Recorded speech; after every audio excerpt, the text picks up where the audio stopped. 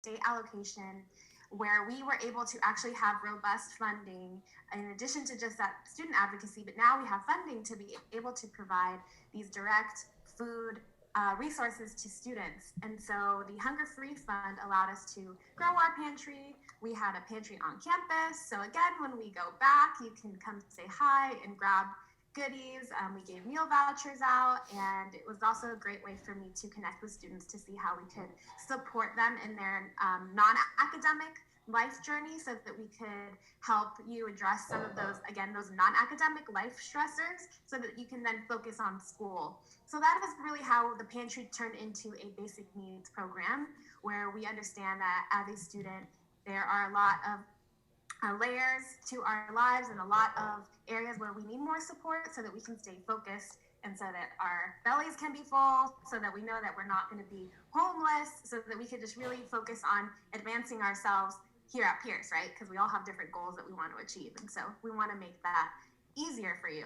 So with that being said, some of the, just to recap, some of the direct services that our program provides for students is we provide that direct food support. So we have the ability to provide gift cards to students that need groceries. We have the ability to invite you to campus. If you miss campus, you can drive through. It's a contactless drive-through event where we are providing meals to students every month from an organization called Every Table, which is an awesome meal service that provides these prepackaged, really, really awesome and tasty fresh meals that are brought to you cold so that they last, throughout the week. So you'll have access to 4 meals from Every Table at every event that we do. And we have one coming up, so I'm going to drop the flyer into the chat so that you can check it out. And that's going to be on February 25th. So yes, so we have those food events. I can also refer you to local organizations and provide you information about CalFresh. We just got new CalFresh ambassadors, which are really awesome because CalFresh is the government food support to be able to have money for groceries every month.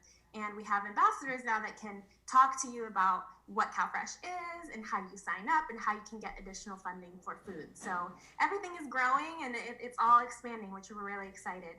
And then we also provide housing support. So if you feel that you may become homeless, or if you feel you're nervous about how you're going to pay your next rent check, you don't necessarily have to be homeless, right? I mean, I know we've all been through times when we're just not sure about our finances, at different levels, right? So you're not alone. So even if you're just kind of just afraid about anything really like that, please reach out because we do have resources. We can connect you to financial assistance programs. But yes, we do have the ability to provide you with some rental assistance, given there's some qualifications, but I can talk you through all that. And then lastly is that case management support. So the direct stuff is the food and the housing and of course my ongoing support to you, but anything that I can't address, I will refer you out. So we'll refer you to other campus programs or other community programs if we cannot get you the services that you need.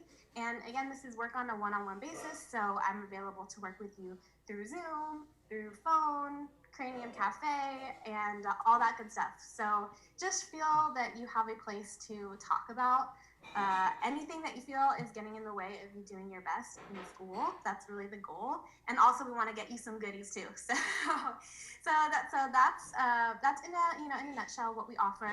I'm gonna drop my flyer in the chat, and just know, just to be eligible, you just have to be enrolled in a Pierce College course to get those direct services. And I like to let students know that even if you had to drop a class, because I know that that's a big barrier, that sometimes students have to drop classes because there's things life gets in the way, and we just want to make sure that you can still come to us if you feel like you're going to get to that point, or if you even had to drop, like we still want to get you back on track. So but really to qualify for like those direct services, you do have to be enrolled in a course. There's no unit max or minimum. So yes, I'll drop the link in the chat, and to enroll, you just have to do our welcome form, and our welcome form, you'll have all the links. You'll have the link to enroll and all the links to connect with us.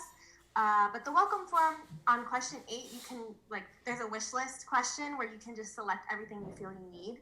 And if you find that what you need is not on question 8, please just type it in the other text box. and then I will connect with you, provide the information you need, and then we can work together as needed. So if it's one meeting or 100 meetings, yeah. So it's kind of like a concierge kind of service, I guess. So great. I mean, I'm pretty sure that hopefully I covered most of it. And like I said, I'll drop those flyers. And if you have any questions, please feel free to ask if there's time. Oh yeah, absolutely. Does anybody have any questions about what Brahma Pantry does? What kind of what about anything that Darcy has said, and specifically, and maybe I also have this question, Darcy. So we know we can go through, we can look at the flyer that you just dropped in the chat box. Thank you, and there are hyperlinks there. But you mentioned Cranium Cafe. And then, am I right to think that if we go to, so I'm going to share my screen, and maybe if you'd, unless you want to share yours, walk us through. Let's see the following. So I'm going to hold on just one sec. Okay, so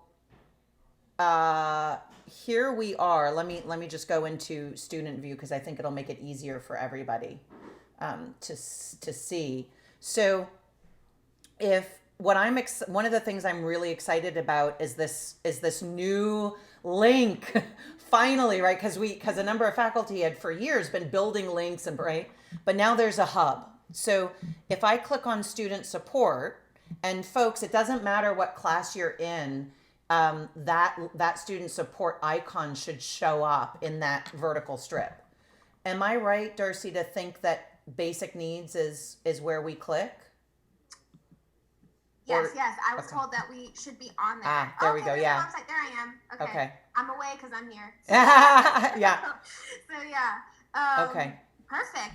I'm excited to see it live because I was told that it was going to debut, and so now you're showing me how it's going to look. So nice. Okay. I'm available Monday through Thursday from 10 to 3, and whenever I'm away, I just leave my email because I'm always looking at my email. So if I can't get to you in the chat, then that's like the fastest way to connect. Okay. But yeah, we're excited and we're here to serve, and just please don't hesitate to reach out. And of course, at any point, even if you want our CalFresh ambassador to come by your class, if that's something that is relevant, we just connected with them, and they're lovely. So there's a bunch of fun announcements that I'll be making throughout the semester. And so if you want to join my Canvas, you can get those announcements, and that's our bulletin board. Mm-hmm. Oh, I see. So it's like having a Canvas course on your Canvas dashboard, but it's to do with Brahma Pantry.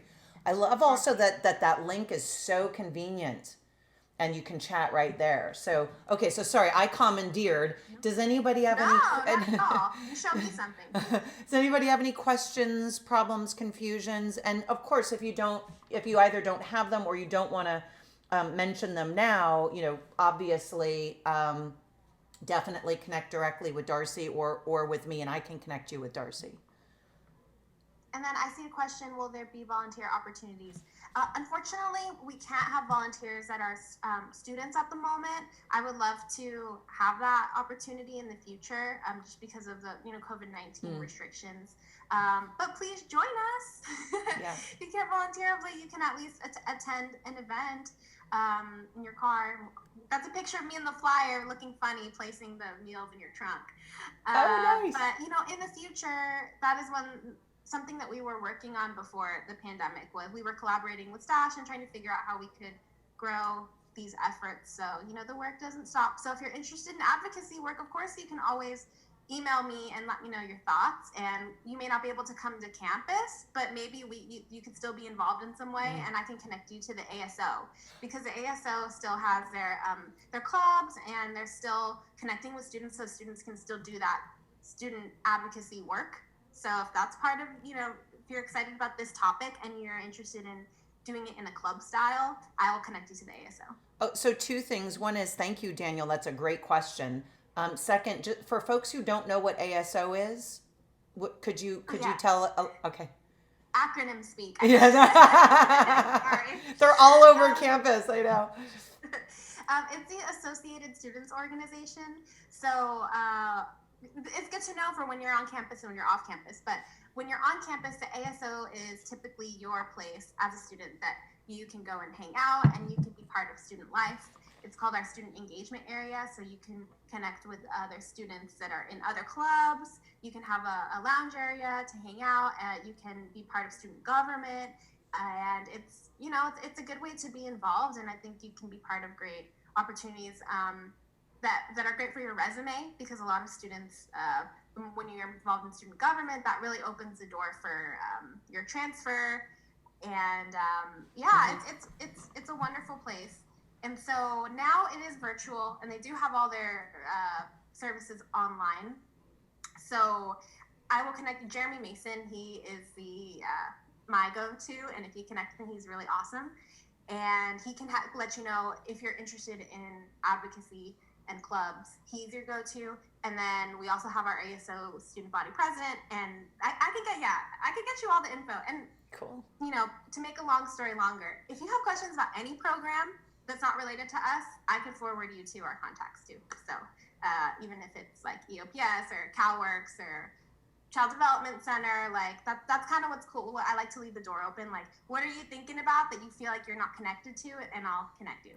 Oh, that's fantastic. So it's like you're an awesome networking opportunity too, because there are, we oftentimes will have conversations with class members, and it turns out that, somebody's interested in something that, you or I might not, be actively engaged in, but we know who is, and so we can connect you. So yeah, that's great. Thank you. Yeah, you're so welcome. So let me know if you need anything at any time, and I'll put my email in the chat too, just in case. Oh yeah, please do. Folks, you might be able to tell me, because I confess I still don't know. I know that when I end a meeting, that the Zoom program downloads the chat, basically chat transcript in a text doc. I don't know if you get those as well. So for example, when we end today's meeting, does your Zoom setting give you a chat transcript? Does anybody know? You do know? Okay, Ben's saying no. Okay. So then make sure, I'll post the flyers on on our course website, but make sure you grab the flyers that Darcy has dropped into the chat. You never know, you might need them, or you might talk to somebody who's in another class who hasn't heard about Brahma Pantry, so maybe you can share it with them. Awesome. Well, thank you again for your time. We appreciate it. Thank you all. Have a great class, a great semester. I'm excited for you. I wish I were in this class. You sound really fun. Yeah, come talk to them in the middle of the semester when they're like, "We hate logic. We hate Mia." Yeah, you're right. I didn't really know what you're studying with logic. It sounds fun. No, I'm lying. It's great. You're gonna. They're gonna have the best time all semester long. Yes, that's true. We'll drop in anytime. Thank you. Thanks. Bye. Bye. So, how are we doing? We ready to have some logic fun? Yep, always. Excellent. Okay, so first off, if you have not had a chance to access the Logic Course Adventure website, do if you have if when you go to register you forget our code for the free text, just shoot me an email and I'll give it to you. Apropos of not anything except I see Zeba's name, and Zeba, I apologize. You wrote to me and I was rushing around trying to get some stuff done, and I just dashed off a very quick reply, which may have come off as abrupt, and I did not intend that. So if that was the case, I do apologize. Okay, so if you've gone to the Logic Course Adventure website, yay. I want to start by mentioning that I want to say it was Bohr. Am I pronouncing that correct, Lee?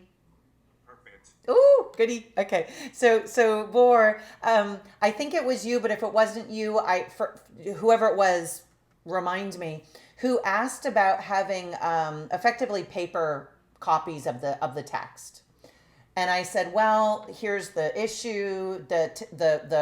The web-based text is interactive. You type in answers, blah, blah, blah. And so, there's not a paper version of that.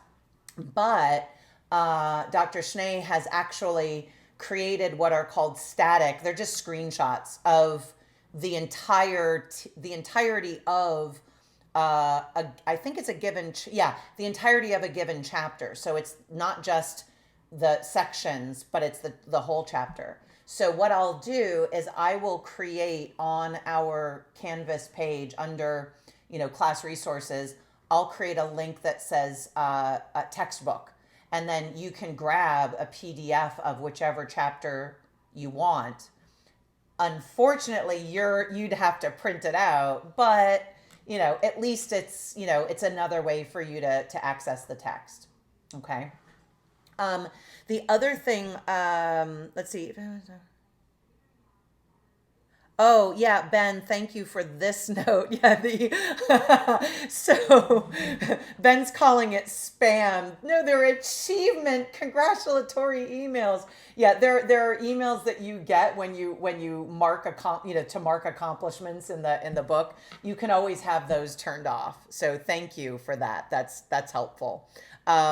I haven't really accomplished anything in the book because I just work through it, but I don't actually mark my progress. And so I don't get any congratulations. But anyway, so thank you for that. That's very helpful.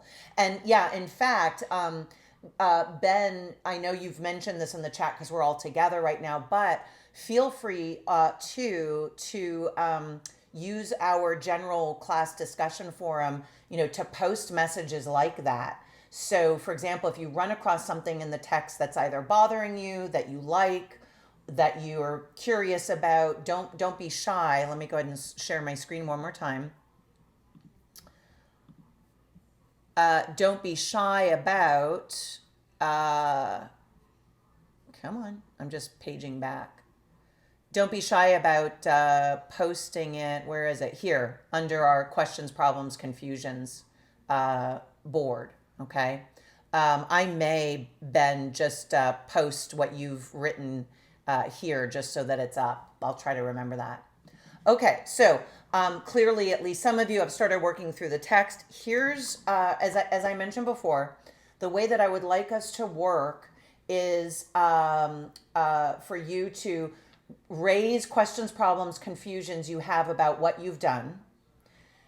Then, depending on how that conversation proceeds, what I will do is say, okay, here are some of the concepts and skills I want to highlight, not because other stuff in the text isn't important, but because I want to make sure we cover X, Y, and Z, right? So at that point, it's probably the case that I will share my whiteboard from, you'll see that I'm logged in from another device. So at that point, I'll share my whiteboard and then I'll make some quote unquote whiteboard notes. I say quote unquote because my notes are always crap. My handwriting is horrible. But anyway, we'll try to work through that together. Okay, so questions, problems, confusions about what you've started working on. And I see, sorry, Ben sent us another message about the calculations. You're making it sound overwhelming, Ben. I'm glad you did the calculations. I didn't. Okay. Questions, problems, confusions about the text.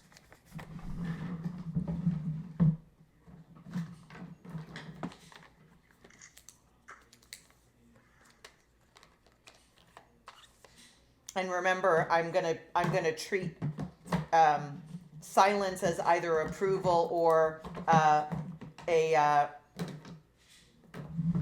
response like, nope, Mia, everything's great, everything's fine, or silence as in, I don't know what to think about.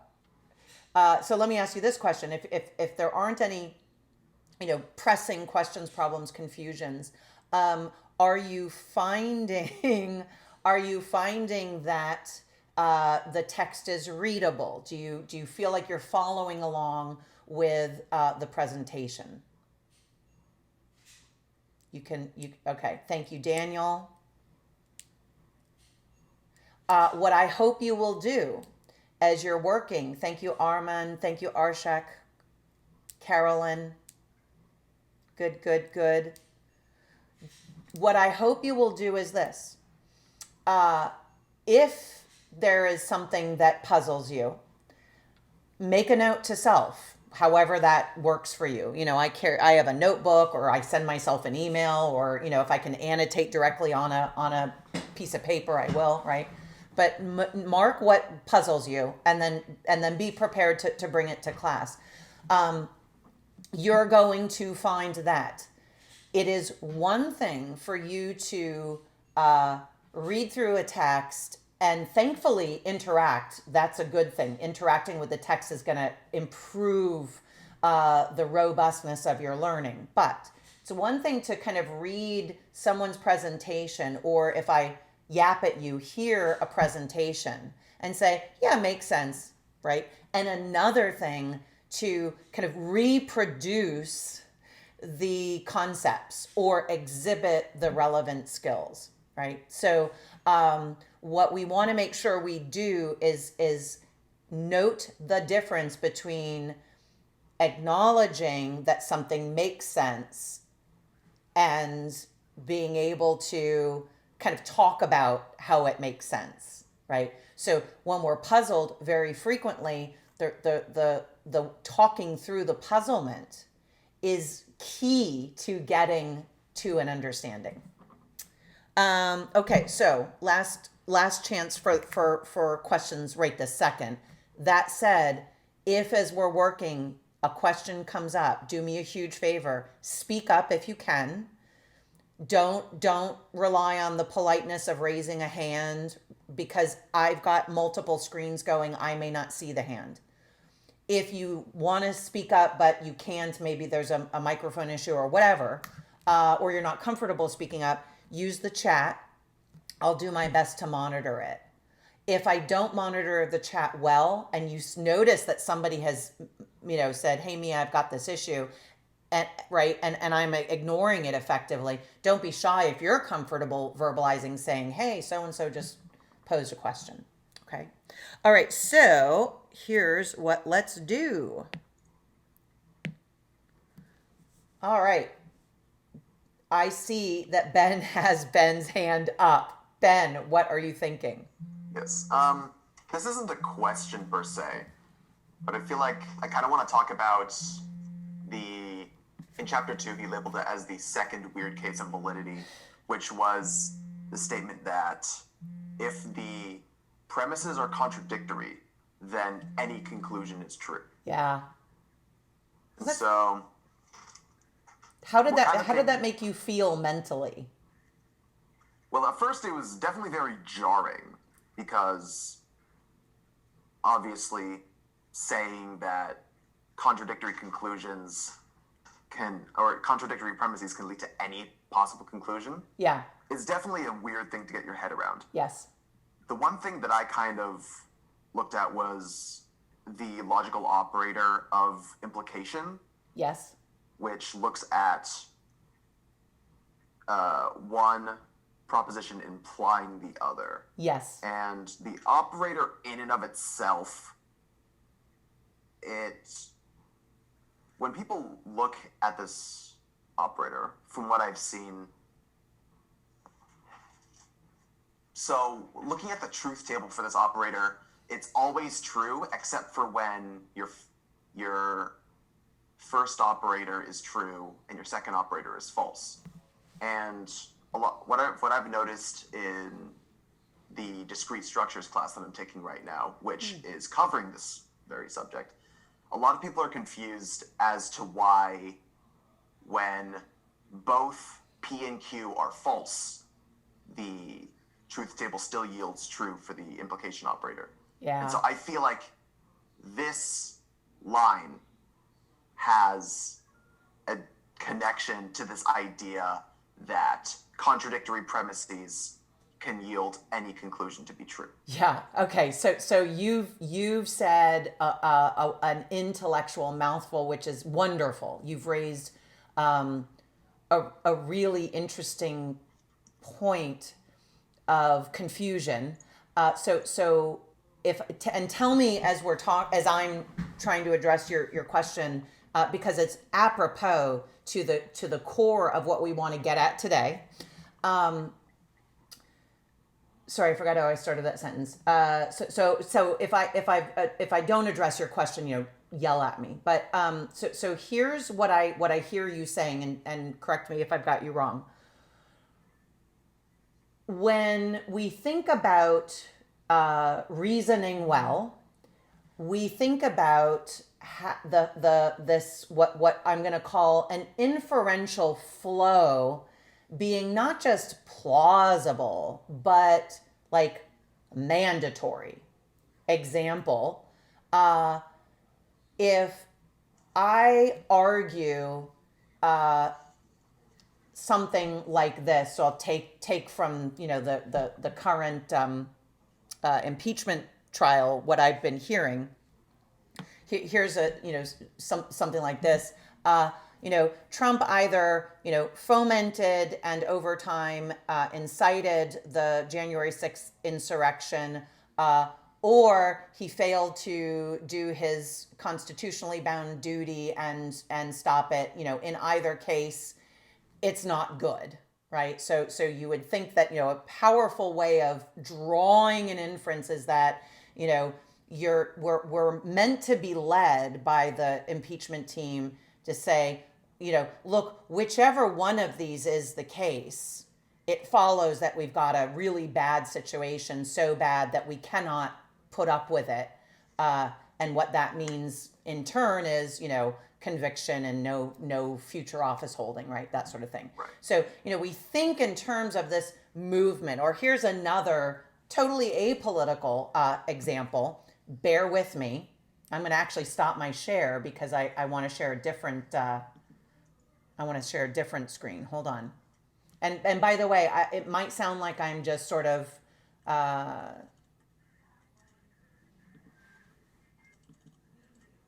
sorry, I was going to say, bear with me because it might seem like I'm kind of wandering, but I promise I am going to bring the wonderful points you've made together and try to help smooth out the confusion, or at least resolve some of it. So hold on. So remember, we're talking about reasoning and inferential flow. You're from back east, right?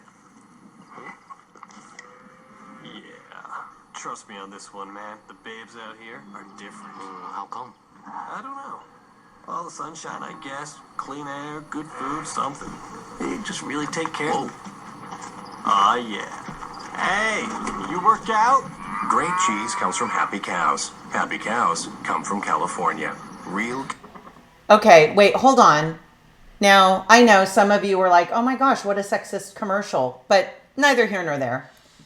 Let's back up. Okay, again. You work out?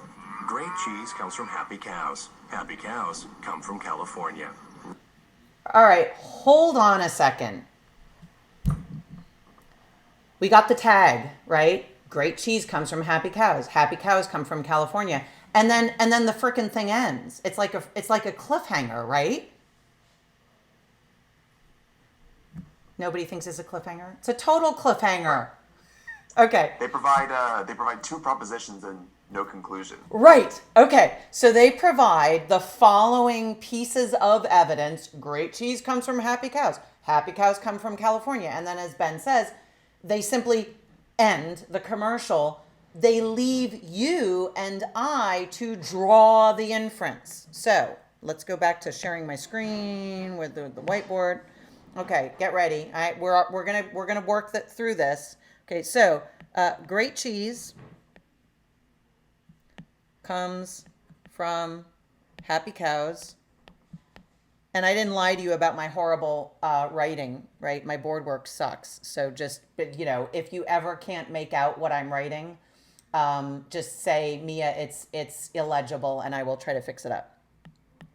Happy cows come from California. And then I'm going to draw a line under this because this is a standard, one way to exhibit what's known as a standard form of the reasoning. As Ben points out, I'm supposed to complete the reasoning. So question for you, if it's true, and notice the language I'm using, if it's true that great cheese comes from happy cows, and happy cows come from California, what are we meant to infer? Great cheese comes from California. Beautiful. And forgive me, that was that Armin? Yeah. Yeah. Thank you, Armin. Great cheese comes from California. Okay.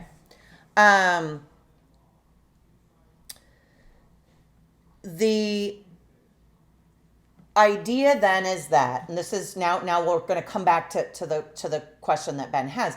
If we're meant to, when we reason according to the idea I mentioned earlier of sort of being forced, the inferential flow is not just plausible, but it feels like our mind is forced. It's in an inexorable draw from the evidence to the inference itself, right? Or we're like mandated, right? When that is the feeling that we get, right? We think, oh, okay, here's how good reasoning works.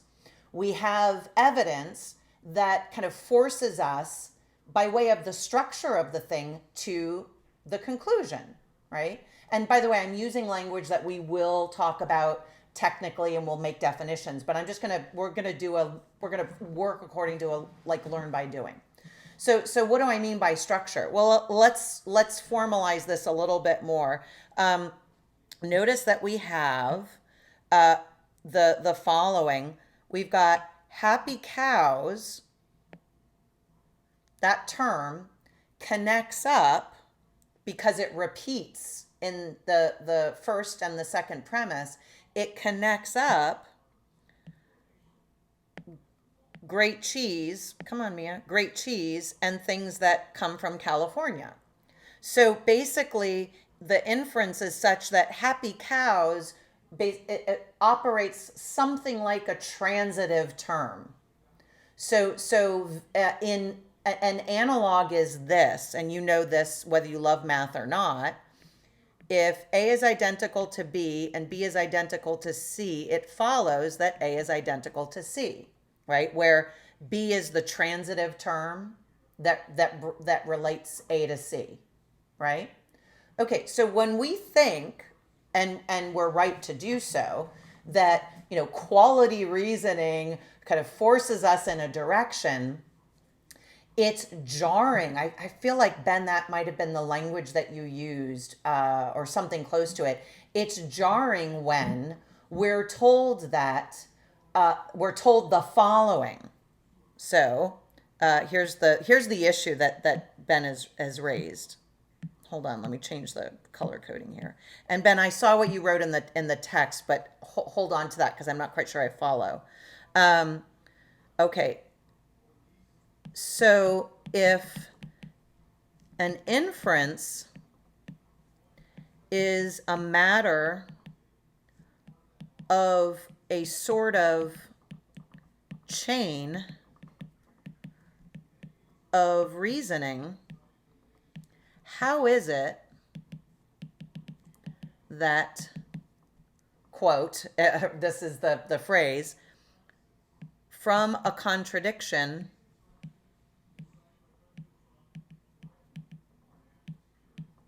anything follows?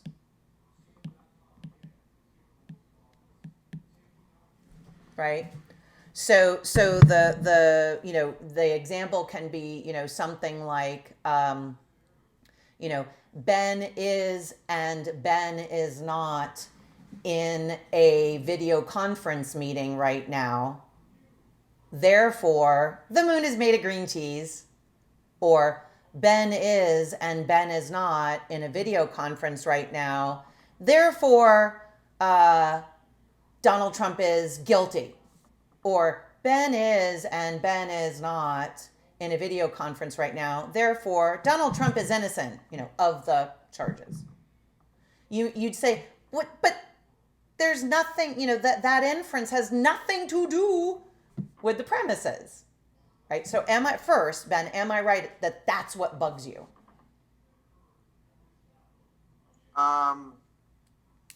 You're right, that's what I'm kind of thinking about, and yeah, that is definitely what I'm thinking about, Okay, and I'm trying to wrap my head around it. right. I feel like I'm a good portion of the way there, but I feel like I'm not 100% comfortable with it yet. Okay, so now I recognize that I have not addressed your discussion of the conditional claim, and we're going to get there. In fact, what you're talking about, we'll study formally in, what chapter is it? Forgive me because I'm still learning the chapter numbers for this text. I can't remember. Oh, so what about, just so you know, we're going to study... that should be chapter, I think, 16 and 17. It's either just 16, just 17, or both. Short story is this. For the moment, to just to pull in what you did say about the conditional claim, in our ordinary ways of thinking, the conditional claim, which is just an if-then or hypothetical sentence, is a shorthand for the way that we express the reasoning process, right? So look at the argument that I have on the whiteboard. If the premises are true, then the conclusion follows, right? The language that I've used is an if-then assertion, right? So we think of the conditional claim as bearing some sort of inferential property. It's not in formal logic going to actually function that way, but for right now, it's perfectly legit to talk about it that way. In fact, when we talk about the notion of entailment, or the also known as the concept of validity, what we're talking about is that the evidence, in this case, great cheese, happy cows, right? The evidence is sufficient for the conclusion. The evidence is sufficient for the inference. Another way we think about it is that if the evidence is accepted, the inference is necessarily the case. But we're talking about the notion of logical correctness or entailment or validity. We're not talking about the actual truth or falsity of our sentences. And so that's partly why, Ben, you get the other confusion that you talked about with respect to the antecedent and the consequent both being false, and yet the conditional itself is true. I promise I'll come back to that again, anticipating what we're going to study. So let me try to first give you one way to think about the idea of a contradiction. Then I want to place that idea in the context of the what we will end up seeing in terms of the what are known as truth functions, right? So the idea of a contradiction yielding any sentence you want is most commonly bound up with what we're going to study when we study truth functionality. So that's the Boole chapters, that's the propositional logic chapters. Okay, so example. You get a little kid. Got to be a little kid because little kids and presumably let's get a kind of a weakling little kid like 4-ish years old, because little kids are less likely to do damage when they kick you in the shin, and the little kid I have in mind is going to kick you in the shin after you pull this logical stunt. Is everybody ready? Okay, this is important because we're talking about right now a whole bunch of concepts. Rephrase. We're talking about a whole bunch of sections in the chapters that we're covering this week. So it's great that Ben has drilled right into this problem of logical contradiction. All right, so kid, guess what? I have candy and it's in my left hand or my right hand. Now I know that this is really my right hand, but from the standpoint of that know-nothing little 4-year-old kid, they're looking from their direction, that's left. Okay, so bear with me. Hey kid, candy's in my left hand or my right hand? And of course the kid is excited, right? Who wouldn't be? He's a kid. Candy in this hand or this hand, right? Yeah, Mia. Okay, well, it's not in my left hand. And of course now the kid is basically going just batshit crazy with excitement. Why? Because if candy's in this hand or this hand and it's not in this hand, what's left? Just the right hand. Right, correct. Smarty pants. But guess what, kid? Ha ha! Oh, I love it. It gets them every time. Now, what's even better is here's what happens next. So let's remember what we've done. Hey, kid, candy's in my left hand or my right hand. It's not in my left hand. Therefore, as Ben says, it's got to be in my right hand, but it's not. Now, added bonus, kid's lower lip starts to tremble, eyes well up with tears. Look, all I'm doing is trying to get the kid ready for life, okay? All right, so pause. Now envision the following. I'm laughing, kid is crying, kid runs to the parent or guardian, crying in the parent or guardian's arms, and then all of a sudden looks up, wipes away the tears, and a look of ferocity crosses over the kid's face. And the kid turns around and looks at me and points and looks up at the parent and says, Mia! What do you think the kid's going to shout?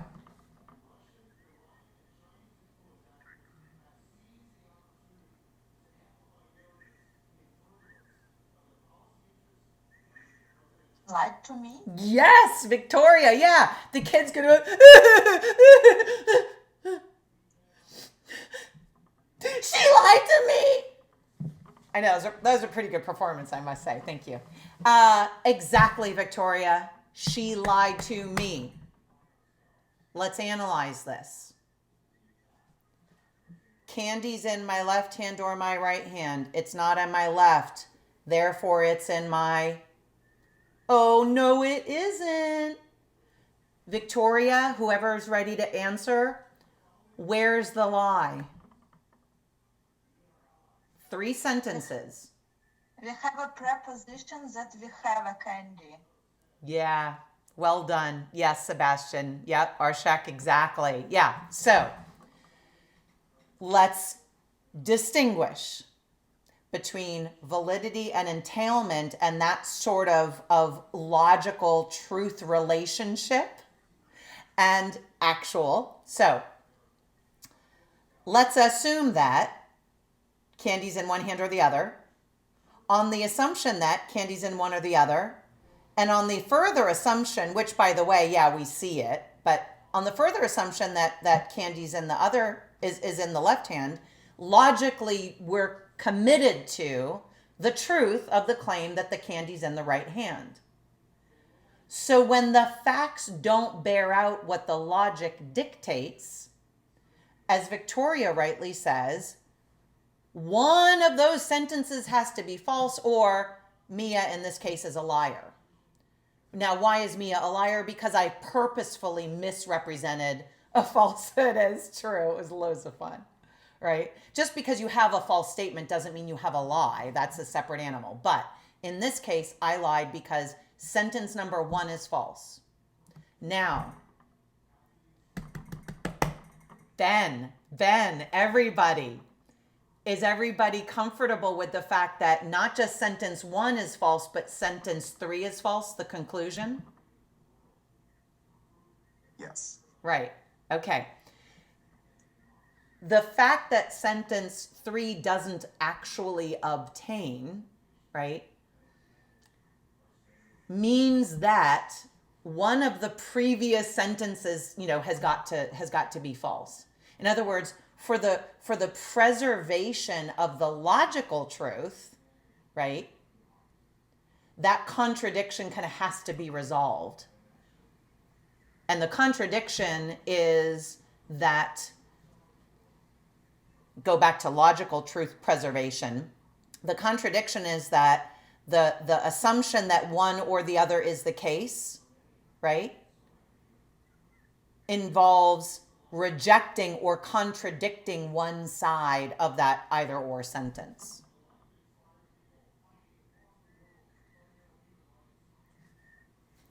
What do we think?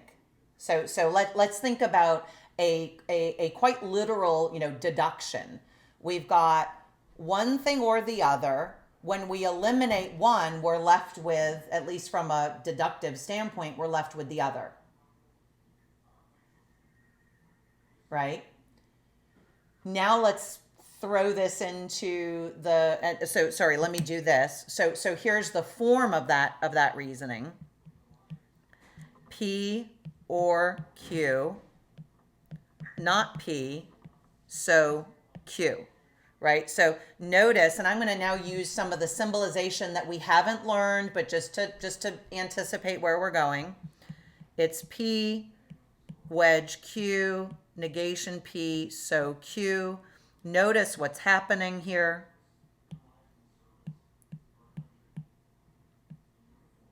P and not P, right, are contradictories. Right? So in this case, from the contradiction follows the sentence Q, right?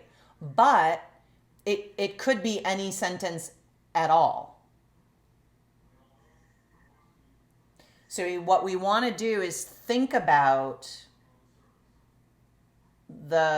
sorry, I had 3 sentences going at once and they crashed into each other.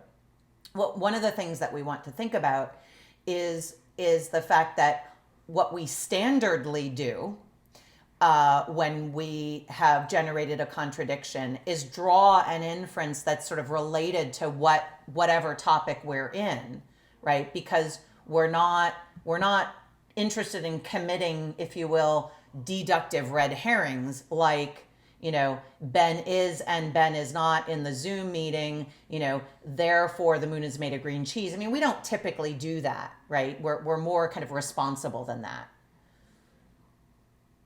right? But insofar as we can't maintain both sentences at the same time, something's got to give.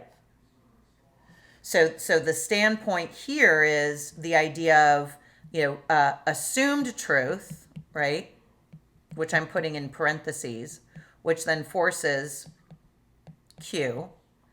And then the actual truth, which I'll put in red, right? Because remember, as Victoria pointed out, it's false. The actual case is that I did not, the disjunction is false. The actual case is that I don't have candy in either one or the other hand. It's true that I don't have candy in the one hand. And it's false also that I have candy in the other, right? So we've got to think about the following. If we assume that in this case, Q is true, we'll end up with a problem. Or sorry, I said assume Q is true. Forgive me. If we don't accept Q as true from the standpoint of the assumptive values, we end up with a problem. Now, that's not the only way for us to have the conversation, just in order to sort of try to hit all the beats, if you will, that the points that Ben had made. Let me move forward. It doesn't mean we won't come back to this specific question, but let's do this. So hold on just a second. Oh, that's not what I want. Stop. Okay. Okay, so let's try this. Here's another form. Oops, let me change out the color. And Ben, what I'm going to do is kind of prey upon or pump our intuitions about how we could accept a conditional claim as true when the antecedent and consequent are false. And again, I know I'm using language that we haven't formally introduced, but this will be a sort of a learn by doing. Okay, so if Pierce College is in Santa Monica, I'm abbreviating here because I don't have the room to write out the whole sentence. Then it's on Pico Boulevard, right? The antecedent is false, the consequent is false, but is it fair, Ben, that we still agree that the sentence is true? Yes. Okay. Now, you might say, oh, Mia, come on, that's cheating. I can come up with a false antecedent and a false consequent and have an actually false conditional, right? So I could do something like this. If Pierce College is in Paris, France, then it's in South America. False antecedent, false consequent, but whereas we'd say that the first sentence is true, we would not be committed to saying that the second sentence is true. We'd say, no, that's false. Yeah?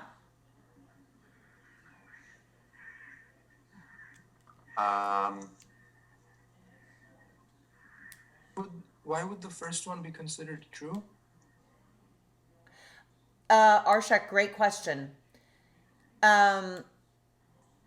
Think about so what I'm fudging on here, by the way, what I'm preying on is the inferential feeling, the dependent feeling that the if-then structure gives us. So, would you say true or false, Arshak, to the following? Well, if Pierce is in Santa Monica, then it's on Pico Boulevard. Insofar as we would say, and maybe I'll give you another example, which I think should be clear because I have something implicit going that I realized I didn't even really articulate, and I apologize. Santa Monica College is on Pico Boulevard. I can change this. By the ocean. Is that better? Sure. Will you say sure? Are you convinced or not? Well, yeah, if Pierce College was in Santa Monica, it would be close to the ocean. By the way, listen to the language that Arshak is using. If it were, it would be. Counterfactuals are super interesting. So, first thing to point out is this. First, apologies because I was thinking about Santa Monica College, which is in fact on Pico Boulevard, and I conflated things. Anyway, so thank you, Arshak, for getting me to clarify so that we could now kind of, push on the intuitions we have about a dependent relationship that is expressed by the conditional claim. Right. So we'd say, well, yeah, because Santa Monica it's a beach community. So if Pierce is in Santa Monica, then it's by the ocean, right? On the other hand, we say, is everybody comfortable with saying that it's false that Pierce is in Paris, France, and it's false that Pierce is in South America, and it doesn't follow that if Pierce is in France, it's in South America. Does that feel comfortable? Is everybody okay? Is everybody okay with that? Yeah, it makes sense to me. Okay, I so just didn't understand the Pico Boulevard situation, that's why. But it makes sense now. Thanks. so first, I'm thrilled that you spoke up because yeah, I'm thrilled you spoke up. Do it all the time, please. I'll try to catch myself doing silly things, but I don't always. So sadly,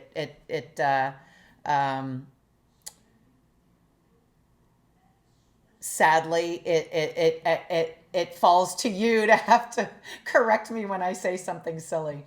Okay, so here's the point of giving you these two ways of thinking about the conditional. So now, Ben, here's what we will learn, not for several weeks, but here's what we will learn. We will treat the conditional claim as, what's the word that I want? As mirroring the concept of entailment. And by the way, Ben, this is not directly related to the contradiction, the implosion issue that you raised, but we'll come back to it. I want to make sure I get at what you said about the conditional, so that I can, I hope, clear up another question that you had about it. So, but I will bring it back to the notion of a contradiction. So we're going to treat the conditional claim as mirroring the concept of entailment. In other words, an argument's premises or premise. Actually, I'll just make it plural. It'll be easier. An argument's premises entail the conclusion such that if the premises, which I'm abbreviating as PRR, if the premises are true, the conclusion, wait, hold on, I just did something. I think I'm talking to Siri. Stop, go away. Okay, sorry about that. Such that if the premises are true, then the conclusion must be true. So think about it this way. If premises, and here's that's the then arrow, or the arrow represents what we'll see as the symbolization when we get there. If premises, then conclusion. In other words, if sufficient, then necessary. Right? So the sufficient condition guarantees the outcome.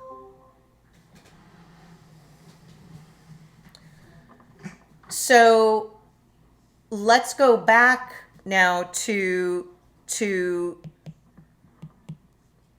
what we said earlier with the candy argument, right?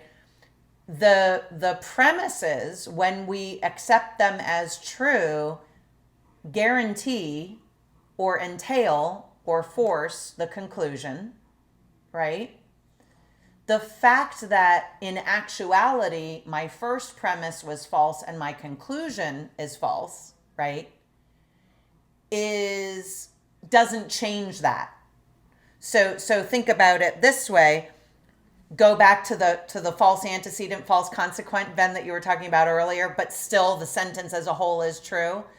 In a valid argument, in an argument where the premises entail the conclusion, you can have false premises, false conclusion, the argument is still valid. Because it's not about what's actually the case, it's about what is assumed to be the case and the relationship between premises and conclusion. Does that help a little bit? Yeah, I think I'm getting it. So the truth variable is not being assigned to the truth of the statements themselves. It's being assigned to the validity of the implication statement that is being made. Basically, yeah. Okay. Yeah. Also, really quick, are you using conditional as a synonym for the implication operator? Yes. Okay, cool. Yes. And we'll see. So because of the issue that you brought up and that I raised in terms of these two examples, and that thankfully Arshad corrected one to make it make more sense. But so for our purposes, and you pick up any logic textbook and you'll see this, for our purposes, the conditional claim in terms of so-called truth functionality, which we will learn, is called the material conditional. There are articles, books written on the conditional. It's a really interesting concept, as we probably are aware. It's intimately connected with the ways that we talk about, causal reasoning.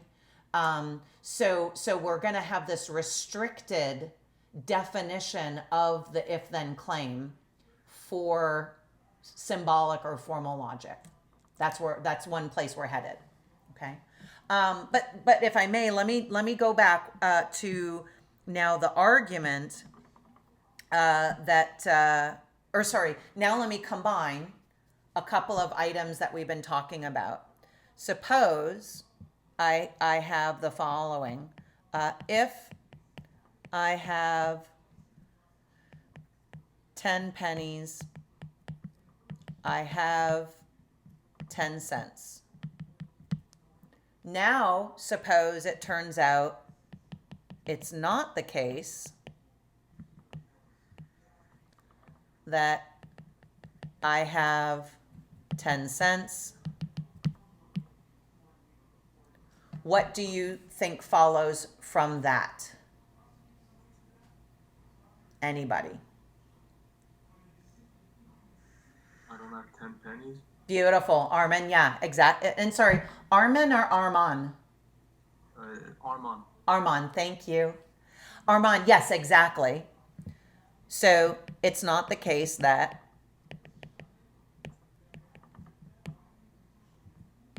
I have 10 pennies.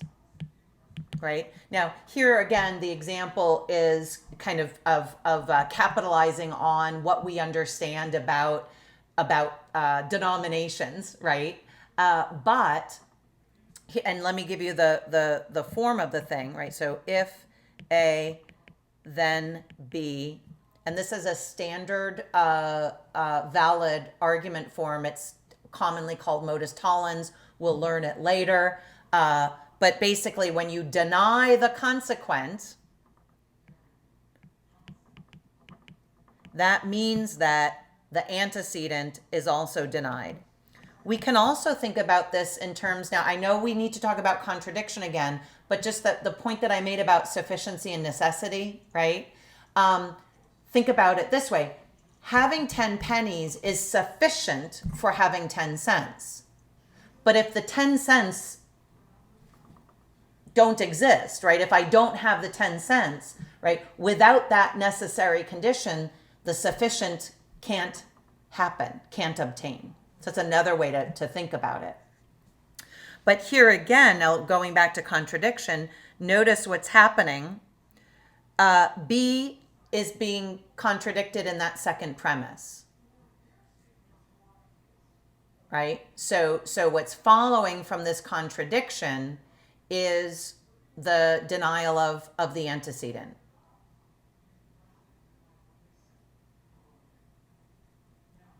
So now as we're moving forward, so Ben, what I'm about to say may or may not be useful to you, but let me try it.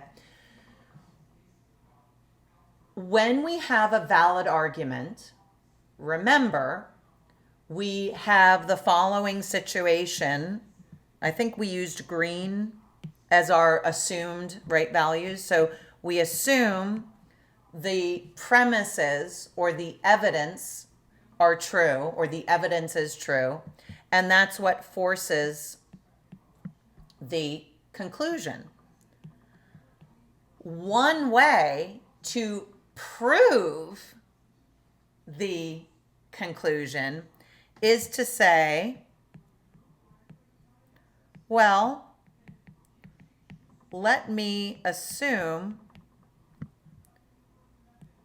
my conclusion is false because the argument is valid. And we will learn this, by the way. It's going to be one of our proof strategies. Because the argument is valid, that assumption will yield a contradiction.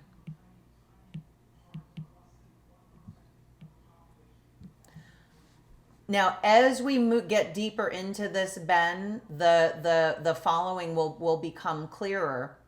When we have a valid argument, it may be the case that one or more of our premises is actually false, right? But on the assumption that they're all true, right, we get what the conclusion is forced. So when we go ahead and assume, well, no, let's assume that the conclusion is false, we'll generate some sort of contradiction. And as we learn from the concept of validity, you can have any possible permutations of values. What you can't have and still have a valid argument is this: true premises and a false conclusion. So, generating a contradiction allows you to say, oh, no, my conclusion has to be true. Or another way to put it is, since I've got at least one false, premise around here, and I also know that I can have a valid argument with at least one false premise, then I can go ahead and say whatever it is that I want to say. Do we ordinarily do that? No.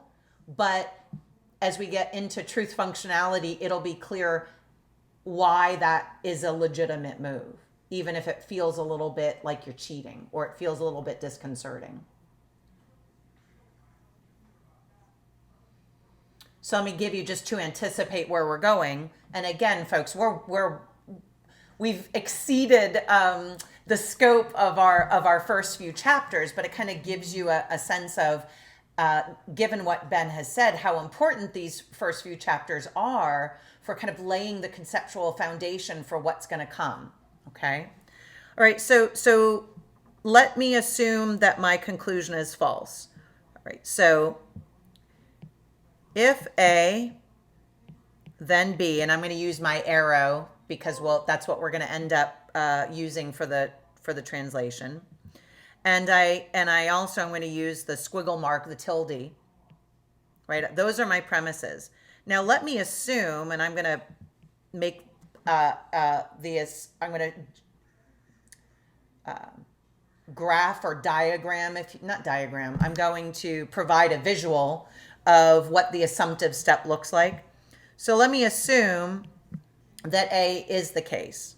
Well, when I affirm the antecedent, right, remember A is the sufficient condition. If I do in fact have A, then it follows that I have B. But hold on, everybody. be and not be are contradictories.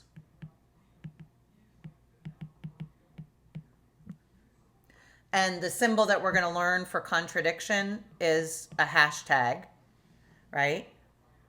So that means that my assumption A can't be true. When I assume that my conclusion is false, I generate a contradiction, which means that A can't possibly be the case. Think about what I've just done in terms of the liar, right? Remember that oh my gosh, who was it? Carol? No, it wasn't Carolyn. It was Victoria, right? The lie. If you believe somebody has lied to you, you and I are not likely going to say, you lied to me, and the other person's going to go, yeah, you're right, I lied. I mean, the whole point of lying is to try to preserve the lie and get away with it. The person's not going to want to admit it. So what might you do? You might show the person is lying by accepting their falsehood as good money, right? So here's an obnoxious example, but it might stick with you. Suppose that my honey has been calling me for a number of months from their cell phone, telling me, oh, they've got to work late and they're not calling me from the office phone because all the, they're rewiring the telephones in the office. And so it's just easier to call from the cell phone, and they're going to be working late. And I'm like, okay.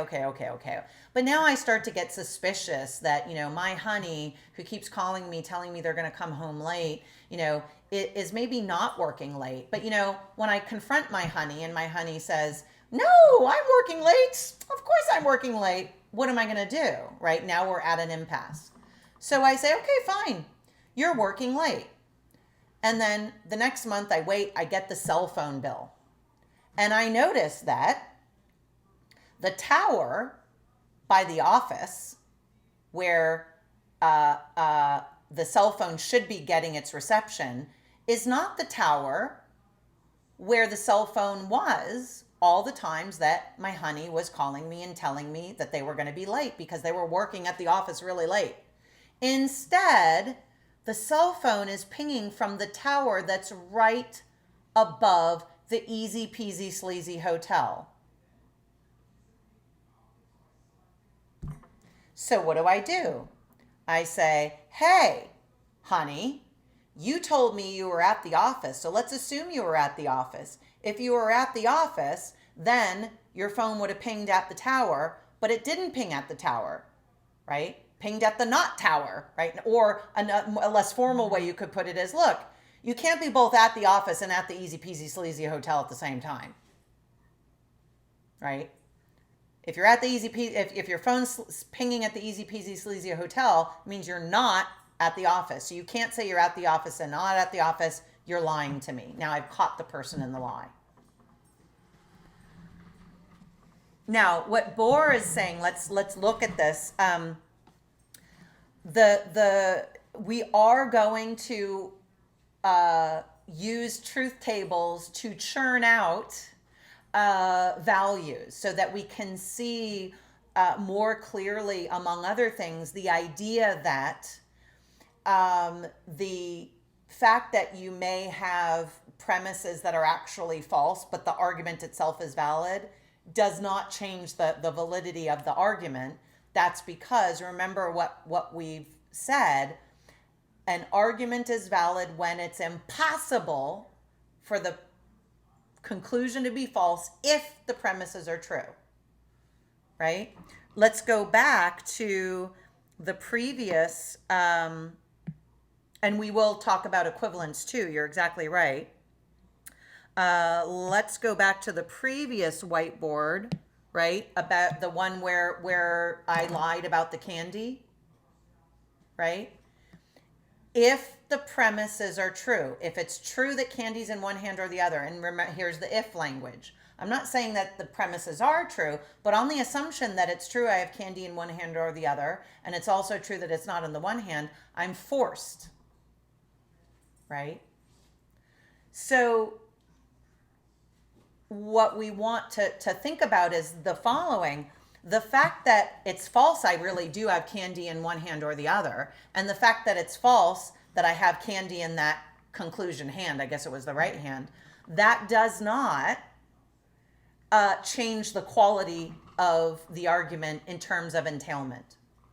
What we do want to notice is that that argument is known as unsound, right? So an argument that maybe is valid but doesn't have actually true premises is going to be unsound. That's one of the concepts that we want to highlight, but we'll probably just hold off on that until next week, because we're almost at time. And yes, Bor, you're exactly right that we'll see one of the permutations of the machinery of the conditional claim is the contrapositive. Okay, so Ben, I don't know if I've kind of successfully resolved the feeling of discomfort over the contradiction principle. That is, from a contradiction, anything follows. Yeah, I feel like at this point, I get it, but insofar as that, I'm not really good at articulating why yet. I don't know if I can say that I understand it. Okay, no That makes worries. sense. Yeah, no worries. I think you're in good shape overall. One of the things we're going to want to think about is this: some of us will take the following or have the following learning style. We say, okay, I know that something is the case, but I don't know why, or I don't fully understand it, but I can sort of make the moves, and then understanding comes later. And then some other people will say, I can't make the moves until I understand. And so then the challenge there is to work on the understanding. And we'll come back at this again on at least one other occasion, and I'll try to make another case for the value, if you will, of this principle from a contradiction, anything follows. What you really want to come away from the first few chapters knowing, though, is what it means to say that premises entail a conclusion, or what it is for an argument to be valid. I've been using the language argument, premise, conclusion. You want to know the sort of machinery of an argument. And then you want to start thinking about the distinction between what we're committed to when we think about a sentence. So, for example, you might say, happy cows don't come from California. That sentence is false, right? Yeah, fair enough. But let's distinguish that from how we might look at the sentence in terms of its logical structure. And we didn't discuss the notion of contingency, necessity, or logical necessity and logical falsity, but we'll pick that up certainly on Tuesday next. Okay. Questions, problems, confusions. How are we doing overall?